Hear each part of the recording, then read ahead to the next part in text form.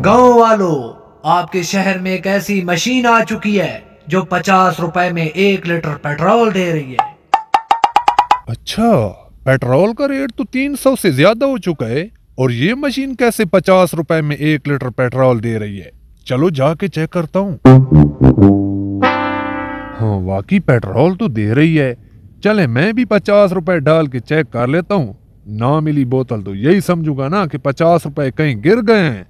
आजकल 50 रुपए की क्या वक़्त है।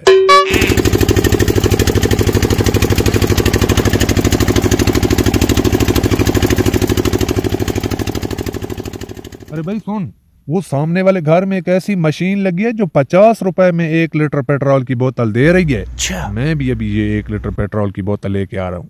पता नहीं, मुझे तो समझ इस बात की नहीं आती कि 50 रुपए में 1 लीटर पेट्रोल देने वाली मशीन हुकूमत ने इतनी वीरान जगह पर क्यों लगाई है।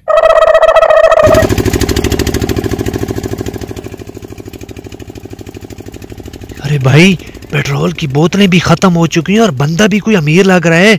अब क्या करें? जी कोई बात नहीं, परेशान ना हो। मशीनों में टेक्निकल इशू आ जाता है, यही समझकर वापस चला जाएगा कि मशीन खराब हो गई होगी। हाँ, ये बात भी है। अच्छा, पैसे नहीं आ रहे, लगता है बंदा चला गया है। 1 मिनट, मैं झाती पाकर बाहर चेक करता हूँ, फिर आपको बताता हूँ। ओ भाई, बाहर आ जाओ, कोई नहीं है, कुछ देर रेस्ट कर लेते हैं। ओ अरे भाई, जल्दी नमाज खत्म करो और बाहर आओ। मशीन के सामने लोगों की लंबी लाइनें लगी हुई हैं। तुझे शर्म नहीं आती कि मैं नमाज पढ़ूं, आप पीछे से बकवास कर रहे हैं। आपको पता है कि नमाज पढ़ने वाले को डिस्टर्ब करना कितना बड़ा गुनाह है? अच्छा, ये गुनाह आपको लग रहा है और बाहर अवाम को लूटने वाला गुनाह नहीं लग रहा। अल्लाह पाक फरमाता है, 1 रुपया भी जो हराम का खाता है ना, 40 दिन तक उसकी कोई इबादत कबूल नहीं होती। ये जो तुम बाहर लोगों को पेट्रोल का झांसा देकर पानी की बोतलें टकरा रहे हो ना, इस तरह से पैसा कमाने वालों की बातें कभी कबूल नहीं होती। और हाँ, याद रखना, दौलत एक ऐसी तितली है जिसको इंसान पकड़ते पकड़ते अपने रब से बहुत दूर निकल जाता है।